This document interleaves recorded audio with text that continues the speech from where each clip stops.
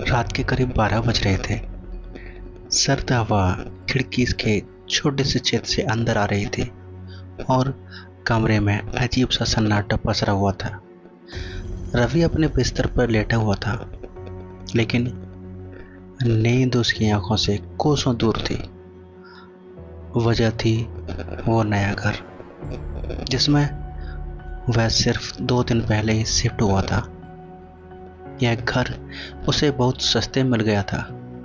शहर से थोड़ा दूर एक सुनसान कॉलोनी बना हुआ था। पुराना लेकिन मजबूत मकान। आसपास के लोगों ने उसे कई बार मना किया था कि वह यहाँ ना रहे, लेकिन रवि ने उनकी बातों को अंधविश्वास समझकर अनसुना कर दिया। पहली रात सब कुछ ठीक था, लेकिन दूसरी रात से कुछ अजीब चीजें शुरू हो गई। उस रात भी रवि सोने की कोशिश कर रहा था, तभी उसे ऊपर से छत के ऊपर किसी के चलने की आवाज आई। उसने सोचा शायद कोई बिल्ली होगी, लेकिन कुछ ही सेकंड बाद वो आवाज साफ कदमों की तरह सुनाई देने लगी, धीरे धीरे एक समान दूरी पर। रवि उठकर बैठ गया। उसका दिल तेजी से धड़कने लगा। उसने खुद को समझाया, कुछ नहीं है, हवा होगी, लेकिन आवाज बंद नहीं हुई। वो धीरे से उठा और सीढ़ियों की तरफ बढ़ा। हर कदम के साथ उसका डर बढ़ते जा रहा था। जैसे ही वह छत पर पहुंचा, वहां सन्नाटा था। चारों तरफ देखा, लेकिन कोई नहीं था। वो वापस नीचे लौट आया, लेकिन जैसे ही वह अपने कमरे में पहुंचा, उसे लगा जैसे कोई उसके पीछे खड़ा है। उसने तेजी से पलट कर देखा, लेकिन वहां कोई नहीं था। उस रात वह किसी तरह सो गया, लेकिन सुबह जब उसकी आंख खुली तो उसने देखा कि उसके कमरे के दरवाजे पर अंदर की तरफ खरोंच के निशान थे, जैसे किसी ने रात में बाहर से दरवाजा खोलने की कोशिश की हो। रवि ने इसे भी नजरअंदाज कर दिया। तीसरी रात और भी खतरनाक थी। करीब 2 बजे उसे किसी के रोने की आवाज सुनाई दी। वो आवाज बहुत धीमी थी, लेकिन साफ थी। एक औरत की सिसकियां। रवि का गला सूख गया। आवाज किचन की तरफ से आ रही थी। वो धीरे धीरे किचन की तरफ बढ़ा। जैसे ही उसने लाइट ऑन की, आवाज बंद हो गई, लेकिन तभी उसकी नजर किचन के कोने में पड़ी। वहां एक पुरानी तस्वीर जमीन पर पड़ी थी, जो उसने पहले कभी नहीं देखी। उसने तस्वीर उठाई। उसमें एक औरत खड़ी थी, जिसकी आंखें पूरी तरह काली थी। अचानक पीछे से किसी ने उसका नाम लिया, रवि। उसका शरीर जम गया। वो धीरे धीरे पलटा। कोई नहीं था, लेकिन जब उसने फिर से तस्वीर की तरफ देखा, तो तस्वीर में उस औरत के चेहरे पर एक डरावनी मुस्कान आ चुकी थी। रवि ने तुरंत तस्वीर फेंक दी और कमरे में भाग गया। उस रात उसने लाइट बंद नहीं की।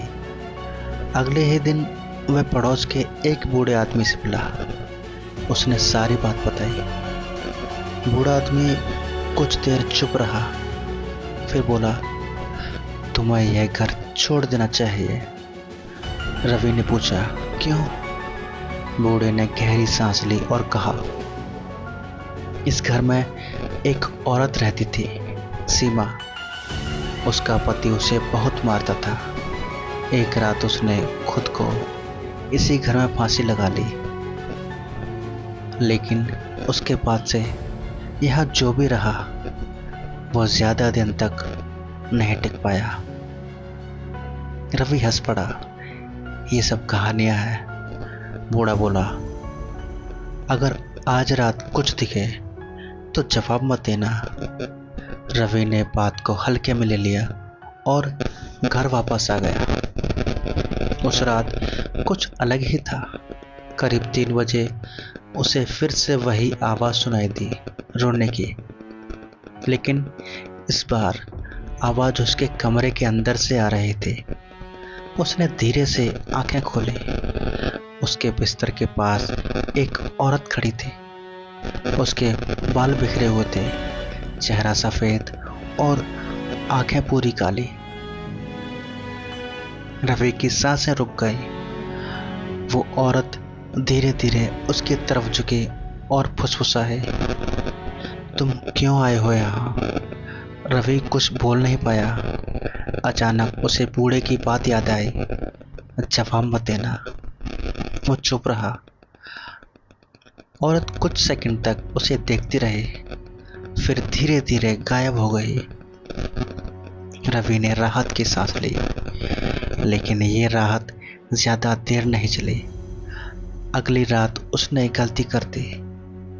जब फिर से वो आवाज आई, रवि, इस बार उसने जवाब दे दिया, कौन है? बस यहीं से सब बदल गया। कमरे की लाइट अपने आप बंद हो गई। दरवाजा जोर से बंद हो गया और अचानक उसके सामने वही औरत आ गई, लेकिन इस बार उसका चेहरा खून से भरा हुआ था। उसने चीखते हुए कहा, तुम नहीं बचोगे। रवि ने भागने की कोशिश की, लेकिन उसके पैर जैसे जमीन से चिपक गए थे। औरत ने उसका गला पकड़ लिया। उसकी पकड़ बर्फ की तरह ठंडी थी। रवि ने सांस रोकने लगी। आखिरी बार उसने देखा, उस औरत की आंखों में गुस्सा नहीं, दर्द था। फिर सब अंधेरा हो गया। अगली सुबह पड़ोसियों ने देखा कि रवि का दरवाजा खुला हुआ है। अंदर जाकर देखा, कमरा खाली था। रवि कहीं नहीं था, बस दीवार पर खून से लिखा था, अब वो मेरे साथ है। उसके बाद वो घर हमेशा के लिए बंद कर दिया गया। लेकिन आज भी जो लोग उस रास्ते से गुजरते हैं, उन्हें रात के समय एक आदमी की सुनाई देती है आवाज, मुझे बचाओ। और उसके बाद एक औरत की डरावनी हंसी। अगर आपको ये कहानी पसंद आई तो लाइक करें, कमेंट करें और चैनल को सब्सक्राइब करें। मिलते हैं आपसे एक और नई वीडियो में। तब तक के लिए धन्यवाद।